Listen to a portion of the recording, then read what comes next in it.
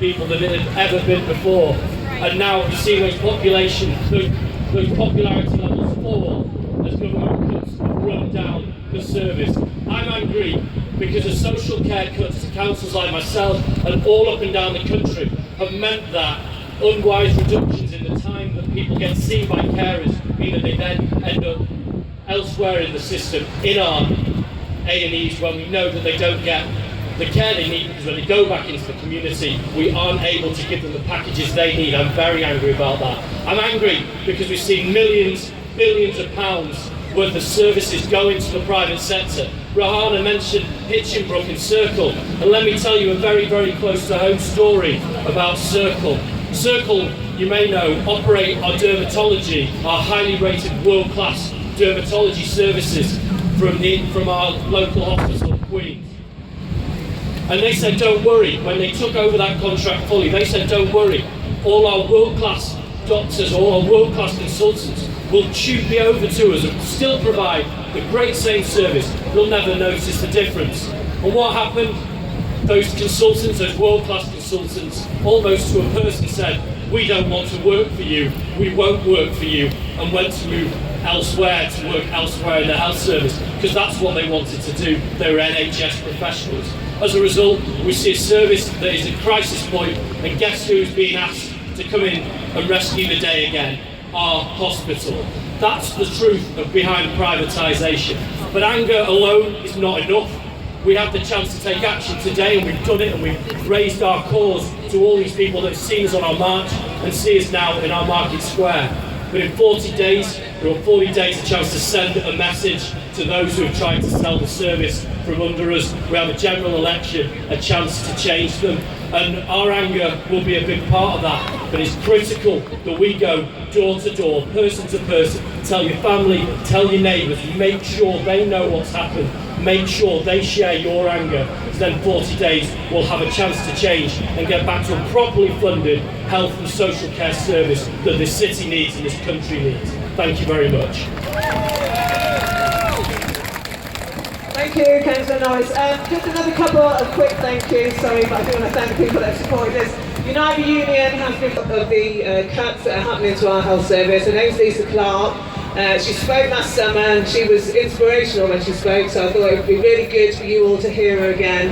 And every day we should thank the people that work in our National Health Service, because they're working in hard conditions and doing the best that they can. So big hand for Lisa, please.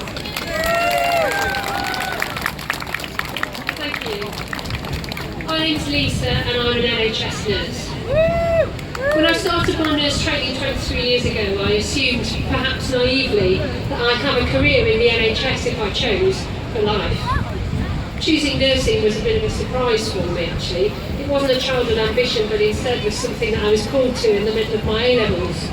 I was drawn to it by a desire to make a difference, to heal, to nurture, to care. I was drawn to be part of a service that looked after everybody. Even at 18, it seemed to me a fundamental human right, access to health care. By the time of my birth, the health service was already 26 years old. It had literally birthed not just me, but my mother. It had spent those years building up experience and expertise. It had invested in science and research, and it's continued to do so. The NHS has learned how to give excellent care. It has developed treatments and new drugs and advanced and invested in hospitals and in people. These developments belong to us all. We have paid for this. We have learned together. We must never hand this system over into something that will only give those who have and forget those who have not. In my years in the NHS, I've seen drive after drive to be cost conscious, and I promise you that we now are incredibly frugal and really careful with the money that you give to us. Through wave after wave of cuts, I've seen colleagues fight for and justify the very jobs that they're doing. I've watched nurse specialists, stressed and stretched matrons, an amazing colleague who provides priceless support to parents after the loss of a child, threatened with redundancy and redeployment. I've watched staff look for themselves for private funding to continue to pay for the vital job that they know they're doing. The health service was always supposed to be free at the point of delivery, but how much has this concept of free at the point of delivery been corroded and reduced? Patients now have to pay for most of their medication, and how many of them stand there in the chemist deciding which of those medications they most need because they can't afford them all? They pay for dentistry, and how many just don't go to the dentist because there's never a good time to find that money? They pay for eye tests that pick up life-threatening and degenerative conditions, and in most cases at some point they pay for vital basic care in old age or disability. When we are ill and hurt, the vast majority of us will turn to the NHS, at least in the first place. But people probably don't realise how much of that care and what supports it already isn't NHS. If we need transport to hospital, this is likely to be provided by a profit-making private company. The hospital we stay in cleaned and maintained by a private company. The porters who transport us from department to department, ward to ward, now contracted by a private company. The treatment centre where outpatients appointments and procedures are carried out, private. The beds we lie on, maintained and provided by a private contract. The food the patients eat, that's vital to their recovery, privately bought in and distributed by a private company. The home care company that brings the equipment and medication to a patient's home so that they can give their own treatment, private. In fact, if you look at the health service across the UK wide, you'll find many vital services now provided by private companies. Maternity, abortion services, mental health, minor surgery, bereavement, diabetes, palliative care, sexual assault referral centres and paediatrics. The list goes on, and it will continue to grow unless we all stop this. I don't want to minimise or demonise the private services, the care they give all the staff working for them. In the majority of cases, the frontline staff will be skilled and experienced. But in most cases, they'll have gained that training and experience through investment from the NHS. The service they work for, created and developed and researched and perfected by the NHS. These staff will probably have worked for the NHS, providing the vital service, and then seen that sold off to the highest bidder. They'll have watched powerlessly and perhaps had to move everything into a new private setting and sign a private contract to carry on doing the job that they were doing. Slowly but surely the NHS loses those it trained in and those it invested in, and in turn those individuals lose out. Perhaps they take a pay cut, they might lose benefits, they change uniforms so that they're marked out in the hospital as no longer being NHS employees. They lose the working conditions perhaps and the working relationships they had. Maybe they lose their pensions or an agreed family-friendly working practice. This situation, these losses are not some future worry, they are happening right now, right in front of our eyes. I see you all here today and I have great hope, but I so often feel like the NHS is dying quietly. Our media, it feels, just aren't watching, and in turn, lots of people just aren't aware of what's going on. Instead, often our papers have headlines demonising the NHS, pointing out its mistakes and its flaws, and yes, there are mistakes, and there are flaws, so does it really matter? Are we losing anything we should be proud of? Anything we'll miss? When Anya was talking today, I asked some of my Facebook friends what the NHS meant to them. I was struggling for some ideas, and after about 2 days I'd received a mountain of replies, some of which brought me to tears.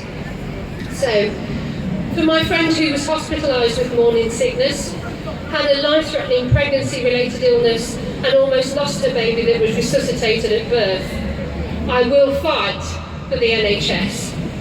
For the friend recovering from a mental health crisis with home visits, a 24-hour phone line and clinical psychologist, who was born prematurely and has been hospitalised with pancreatitis 3 times, I will fight for the NHS. For my amazing friend who survived breast cancer, chemo and radiotherapy and had reconstructive surgery, I will fight for the NHS. For the friend with a chronic lifelong autoimmune disease that only responds to expensive biologics medication, that would be unlikely to be covered by any US-style insurance policy, and without which she is disabled and reliant on friends and family in caring for and raising her daughter. I will fight for the NHS. For the friend whose daughter has Turner syndrome, who would struggle to afford the growth hormones she will need to achieve a normal life, and whose partner is a dedicated mental health nurse and is herself a health researcher. And for the friend who was forced to leave the NHS when the substance misuse service she worked for was put out to tender and taken over by a charity, and she watched as they immediately made a third of the workforce redundant, and she now has to deal with dangerously high caseloads. I will fight for the NHS. For the friend whose uncle was resuscitated by an off-duty NHS nurse and who was cared for and supported after her sexual assault, and who received NHS mental health treatment for her post-traumatic stress disorder.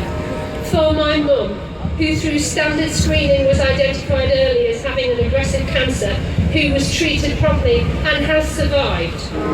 My daughter, whose life was saved in the children's emergency department after a life-threatening food allergy tried to kill her when she was 2, and my brother, who suffered a multiple trauma after a car accident. For all those I have treated, and for all those yet to be treated, I will fight for the NHS, and I'm asking you to stand and fight with me.